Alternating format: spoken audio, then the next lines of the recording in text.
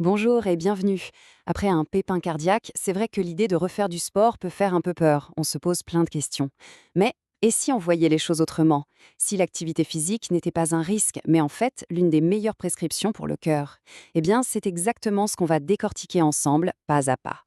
Voilà la grande question, la crainte que partagent énormément de patients. Est-ce que mon cœur, qui vient d'être fragilisé, va tenir le coup? C'est une angoisse tout à fait légitime. Et l'objectif aujourd'hui, c'est de transformer cette anxiété en confiance en donnant des repères clairs et sûrs. On va commencer avec cette phrase qui est vraiment très forte. Ce qui est super intéressant ici, c'est qu'on change complètement de perspective. D'un coup, l'exercice n'est plus vu comme un simple passe-temps, non, il devient un véritable traitement, un pilier de la guérison, aussi important que les médicaments qu'on pourrait prendre. Alors, voici notre programme. On va suivre cette feuille de route, en 5 étapes, pour construire un plan d'action qui soit à la fois solide et rassurant. C'est un peu un parcours guidé pour passer de l'hésitation à l'action en toute tranquillité. Allez, on attaque avec le pourquoi. C'est essentiel de bien comprendre ça. Une fois qu'on a le feu vert du médecin, bien sûr, l'activité physique régulière devient un outil incroyablement puissant pour la santé du cœur. Et pas juste pour demain, mais pour le très long terme. Et les bénéfices y sont loin d'être anecdotiques. Regardez-moi ce chiffre, jusqu'à 30% de réduction du risque de refaire un accident cardiaque. C'est juste énorme. Mais au-delà des stats, on parle d'améliorer sa qualité de vie au quotidien, de se sentir plus en forme et de protéger activement son cœur pour les années à venir. Bon, attention, s'il y a une chose à retenir, c'est celle-ci. C'est la règle d'or, absolue, non négociable. Avant de rechausser les baskets, on doit impérativement en parler avec son cardiologue. Rien ne remplace un avis médical. C'est le seul qui peut donner le feu vert et, dans l'idéal, prescrire un test d'effort pour que la reprise soit parfaitement adaptée. Passons maintenant à la pratique. Le médecin a dit oui, super. La question suivante, c'est OK, mais je fais quoi concrètement? L'idée, c'est de trouver des activités qui soient à la fois sûres, efficaces et, si possible, qu'on ait plaisir à faire. Pour simplifier les choses, on peut classer les activités en trois grandes familles. D'abord, l'endurance. Ça, c'est vraiment la base de la rééducation cardiaque. Ensuite, le renforcement musculaire. Ça aide à ce que les efforts de tous les jours coûtent moins cher au cœur. Et enfin, ne sous-estimons jamais les activités de la vie quotidienne. Elles sont clés pour lutter contre la sédentarité. Là, c'est très clair. À gauche, on a les activités d'endurance qui sont parfaites pour une reprise en douceur.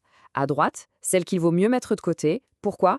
Principalement à cause du risque de chute ou de blessure, surtout quand on est sous traitement anticoagulant.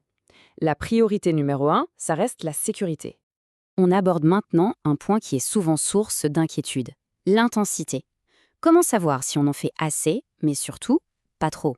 C'est le cœur du sujet. Heureusement, il existe des outils tout simples pour s'auto-évaluer sans avoir besoin d'être un expert. Alors, il y a l'approche très scientifique, la fréquence cardiaque cible. Elle se calcule à partir de la fréquence au repos et de la fréquence maximale.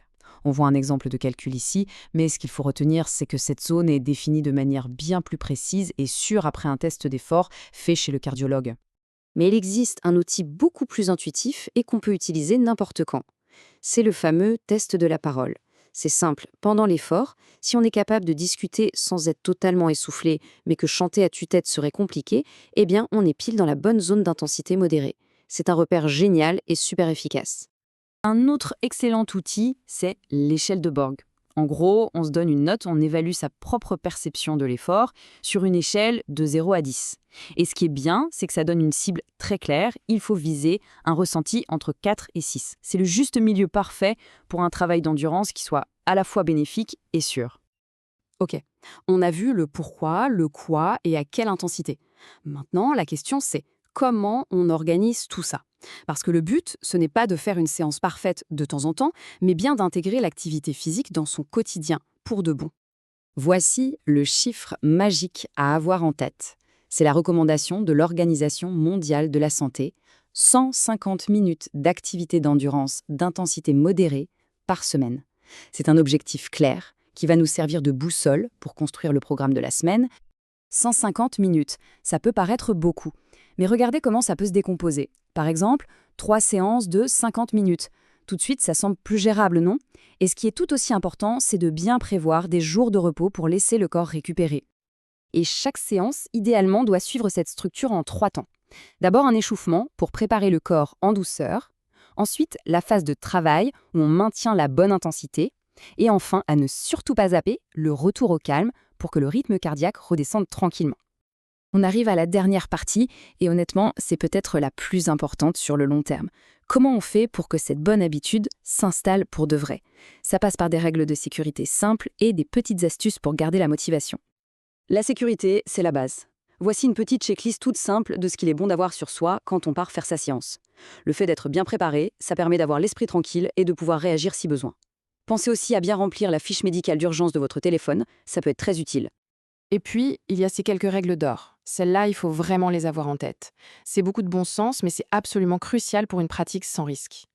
Le corps envoie des signaux, il faut apprendre à les écouter, et au moindre doute, on n'hésite pas, on appelle son médecin. Souvent, on parle de motivation comme si c'était quelque chose de magique. En fait, le vrai secret, c'est de la planifier. En répondant à ces 3 questions toutes bêtes, quand, où et avec qui, on transforme une vague intention en un rendez-vous concret dans son agenda. Et c'est ça qui aide à tenir, même les jours où on a un peu la flemme. Et pour finir, un message vraiment essentiel, la bienveillance. Il y aura des jours sans, des séances qu'on va rater, et ce n'est pas grave du tout. Il faut être doux avec soi-même. Ce qui compte, ce n'est pas d'être parfait, c'est d'être régulier sur le long terme. C'est cette constance qui va tout changer pour le cœur. On termine sur cette idée. Parce qu'au-delà de la thérapie, au-delà de la discipline, le but final, c'est de trouver du plaisir là-dedans. Que prendre soin de son cœur devienne une partie agréable et valorisante de la vie. Finalement, la question n'est plus est-ce que je dois faire de l'exercice, mais plutôt comment je peux faire de l'exercice une véritable source de bien-être.